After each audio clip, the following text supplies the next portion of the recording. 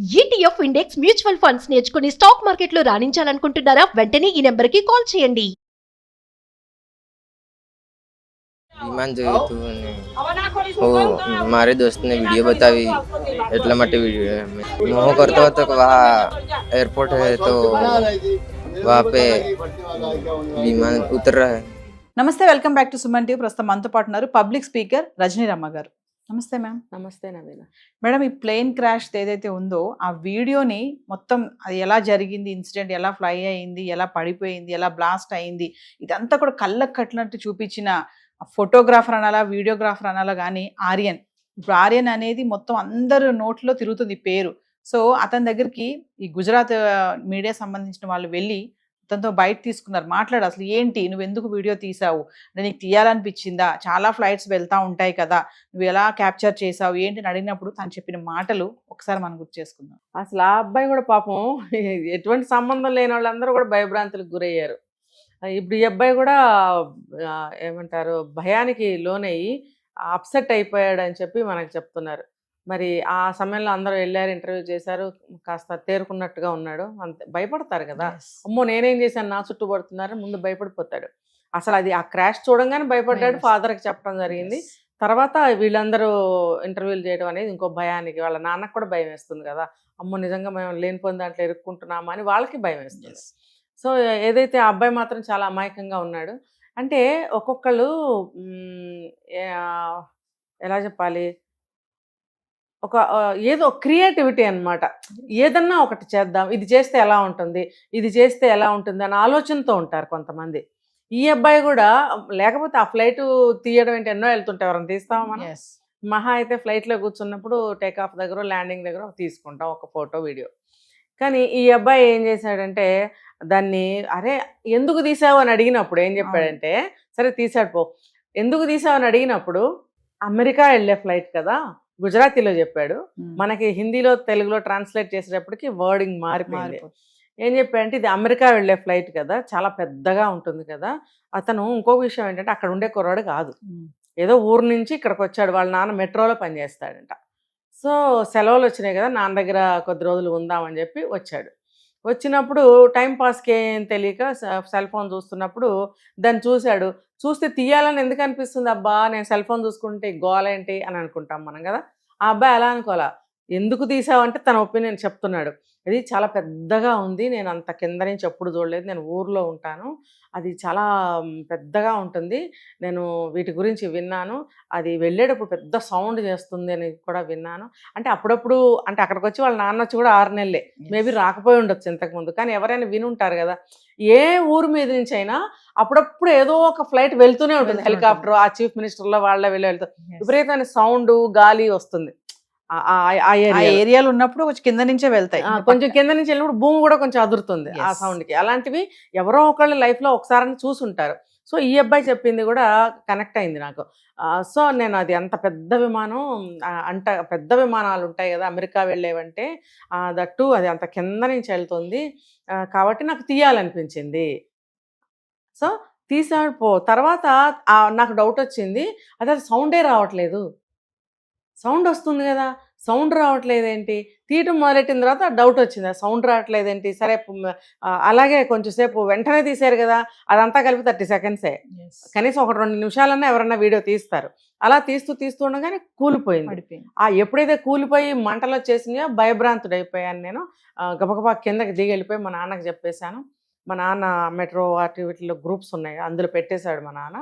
So ఆ రకంగా viral అయిపోయిందని మనం అందరం చెప్పుకున్నాం. సో ఆ అబ్బాయి చేసింది మంచి పనే ఒక రకంగా. ఇప్పుడు అది పెద్ద సాక్ష్యంగా మిగిలింది కదా. అదో అది టేకాఫ్ అయ్యేటప్పుడు ఆ సీసీ కెమెరాస్ ఉంటాయి ఎయిర్పోర్ట్లో, దాంట్లో జస్ట్ ఇక్కడి నుంచి అక్కడికి వెళ్ళడం వరకే ఉంటుంది, సర్టెన్ లిమిట్ వరకే కదా చూపిస్తుంది.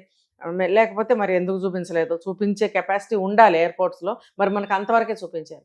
కూలిపోవడం వరకు ఎంతవరకు వెళ్ళింది, అది అక్కడికి వెళ్ళి కూలిపోయింది అంతే కదా. మరి అది అంత దూరం వరకు చూపించలేదు సీసీ.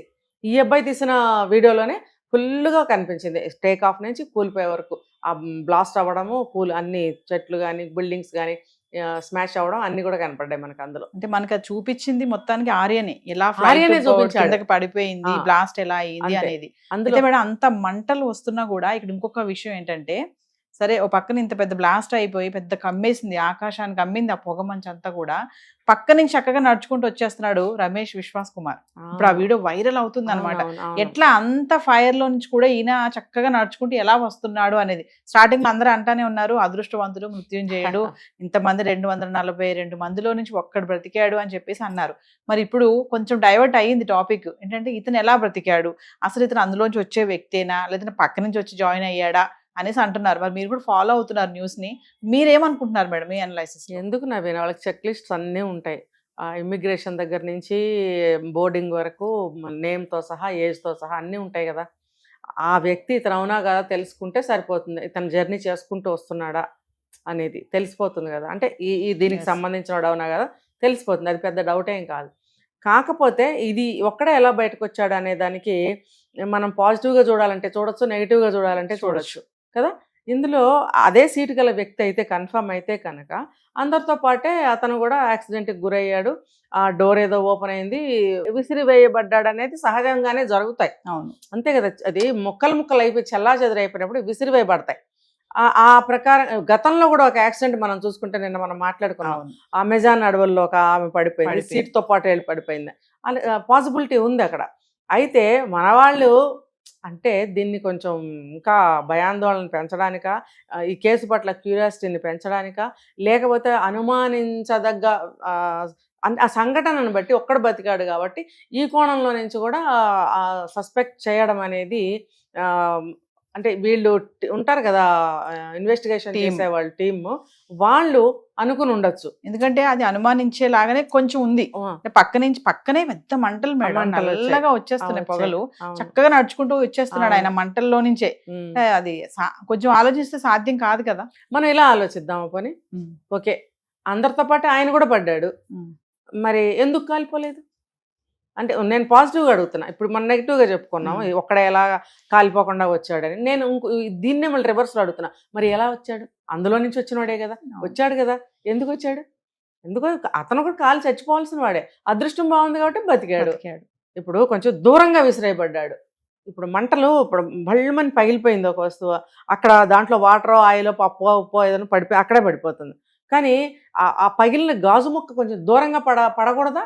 ఈ ఫ్లైట్ అనేది చిన్న మొక్క, చిన్న వస్తువు, అది చూస్తే పెద్ద బిల్డింగ్ లాగా ఉంటుంది. అది మరి అది పగిలిపోయింది అని అంటే అది దాని ముక్కలు శకలాలు ఎక్కడెక్కడ పడతాయో ఇంకా చాలా కాలం వరకు ఆ శకలాలు మనకు దొరుకుతూనే ఉంటాయి, కనిపిస్తూనే ఉంటాయి. అది మరి ఆ రకంగా అతను విసిరివేయబడి ఉంటాడు.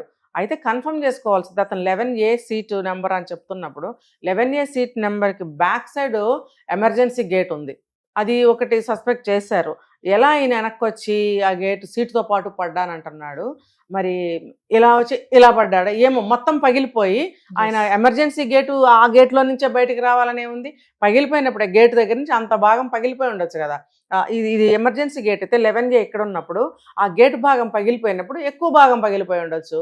అందులోంచి 11Aలో ఉన్నప్పుడు ఇతను కూడా పడిపోయి ఉండొచ్చు.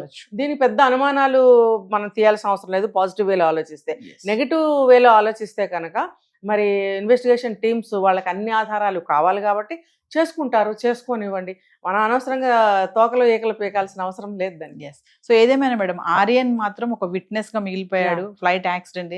ఇప్పుడు రమేష్ విశ్వాస్ మాత్రం కొంచెం అనుమానం వ్యక్తం అవుతుంది అతని పైన, ఎట్లా వచ్చాడు బయటికి, ఆయన ఏది అనేది ఏదైనా మీరు అన్నట్టుగానే టీమ్ ఇన్వెస్టిగేషన్ తర్వాతే మనకి. అంతే, ఏది మనం ముందుగానే ఎవరిని నింద వేయకూడదు, బాధించకూడదు. ఇలాంటివన్నీ అబ్బాయి చెవికి కూడా వెళ్ళి ఉంటాయి కదా. ఒకవేళ అతనికి ఏమీ తెలియదు అంటే ఎంత బాధపడతాడు కదా. అందుకని గబుక్కని అనకూడదు. Thank you ma'am.